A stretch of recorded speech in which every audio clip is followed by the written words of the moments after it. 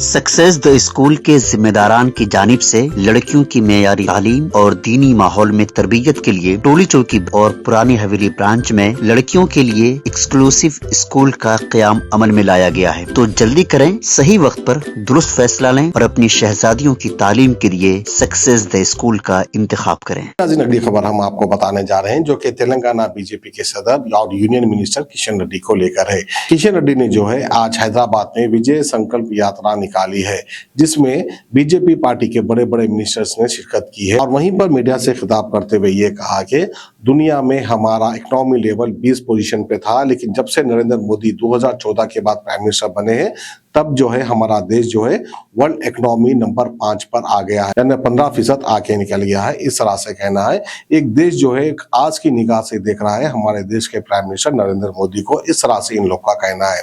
वैसे कहेंगे क्यों नहीं कहेंगे, अगर ये तारीफ नहीं करेंगे तो और कौन करेगा। तो आइए खबर हम आपको दिखाते हैं विजय संकल्प यात्रा की के रूप में विश्व इसको देख रहा है।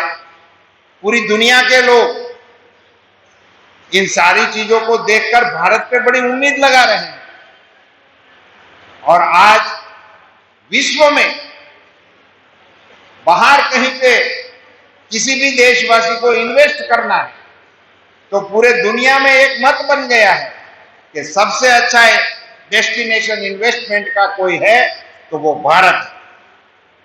वो मत प्रस्थापित करने में मोदी जी कामयाब रहे हैं। साथियों, विकास का जो रास्ता मोदी जी ने चुना है, उन्होंने ऐसा नहीं सोचा कि हमारे मतदार हमको ज्यादा समर्थन देने वाले कौन हैं। उन्होंने रास्ता यह बनाया कि विकास में सबसे पिछड़ा कौन है। देश से 120 जैसे ऐसे डिस्ट्रिक्ट चुने गए, एस्पिरेशनल डिस्ट्रिक्ट, जो राज्य में पीछे थे, राष्ट्रीय औसत से पीछे थे।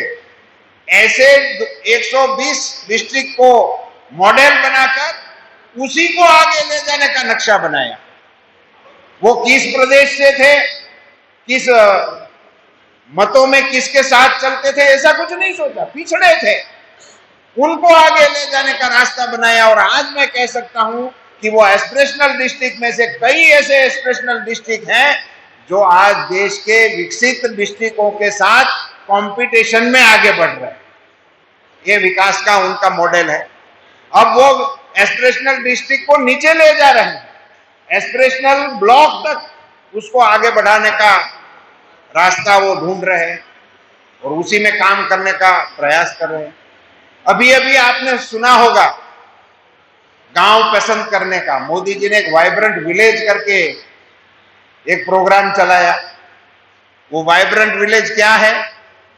वो प्रधानमंत्री जी ने मत्स्य मंत्रालय, स्वतंत्र मंत्रालय बनाया और एक योजना मोदी जी ने अपने नेतृत्व के दिशा निर्देशों में इस विभाग को दी, प्रधानमंत्री मत्स्य संपदा योजना।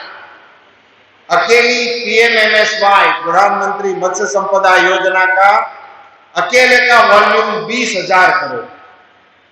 आप सोचिए, आजादी से लेकर 14 तक 3,000 करोड़ और एक योजना 20,000 करोड़। ब्लू रिवॉल्यूशन करके एक योजना लगाई, 3,000 करोड़। फिशरीज सेक्टर में इंफ्रास्ट्रक्चर को बढ़ावा देने के लिए fish landing centre, harbour renovation, नए हार्बर, फिशरमैनों को नई टेक्नोलॉजी, उन सारी चीजों को लगाने के लिए 8,000 करोड़ का एक अतिरिक्त फंड बनाए, FIDA, जिसमें सॉफ्ट लोन भी मिलती है और उसमें ब्याज के दरों में भी हम इनको सहायता देते हैं। इन सभी चीजों को अगर इकट्ठा मिला लो और हमारी योजनाओं का फिशरीज सेक्टर में जिस प्रकार से प्रतिशत मिला, हमारी वित्त मंत्री निर्मला जी ने पिछले बजट में 6,000 करोड़ अतिरिक्त फिशरीज विभाग को दिया। सबको मिला लो तो 38,000 करोड़ रुपए होते हैं 10 साल में। आजादी से 14 तक 3,000 करोड़ और इस 10 साल में 38,000 करोड़ रुपीस इन्वेस्टमेंट इस सेक्टर में लगाने का मोदी जी ने प्रयास किया।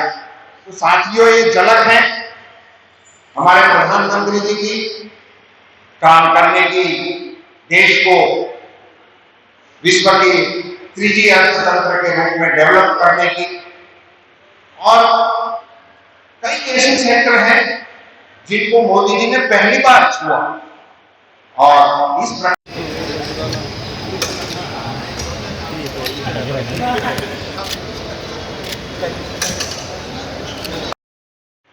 ज्यादातर वो गांव उजड़ गए हैं और अभी तक उसको ऐसा माना जाता है कि वो लास्ट गांव है, वहां आगे तो कुछ है नहीं हमारा, तो वहां क्या काम करने का।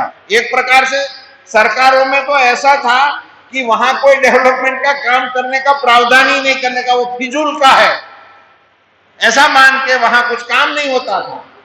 प्रधानमंत्री नरेंद्र मोदी जी ने उनको देश के पहले गांव का टाइटल दिया कि हमारे देश में आएंगे तो ये गांव पहला आएगा, और उसी के गांव में विकास करने का कार्यक्रम लगाया।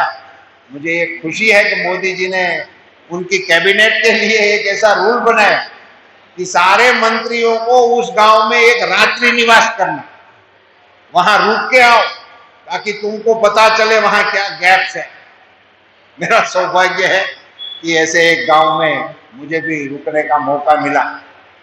तो इस प्रकार से कौन उसका विकास का रास्ता कौन सा है जिसकी देश के आम नागरिकों को अपेक्षा थी, उसी रास्ते से वो विकास को आगे ले जाने का काम कर रहे हैं। कई क्षेत्रों में उन्होंने नए नए विषय रख दिए। हमारा मंत्रालय फिशरीज डिपार्टमेंट, मेरे साथ जो मैं इनका काम संभाल रहा हूं, आप बताइए इस देश में 3 करोड़ मछुआरे परिवार, 8,000 किलोमीटर की कोस्ट लाइन, 20 लाख वर्ग किलोमीटर का EEZ, 60,000 करोड़ का एक्सपोर्ट, इतना बड़ा कारोबार होने के बावजूद उसको देखने वाला कोई नहीं था। ये प्रधानमंत्री मोदी जी ने देश के फिशरीज सेक्टर की संभावनाओं को पहचानते हुए उसके लिए स्वतंत्र मंत्रालय बनाया।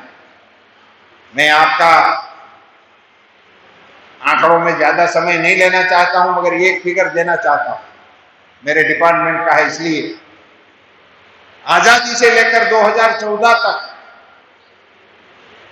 फिशरीज विभाग में भारत सरकार का कुल खर्च आजादी से 2014 3,680 करोड़ रुपये, 3,680 करोड़ रुपीस कुल खर्च भारत सरकार का।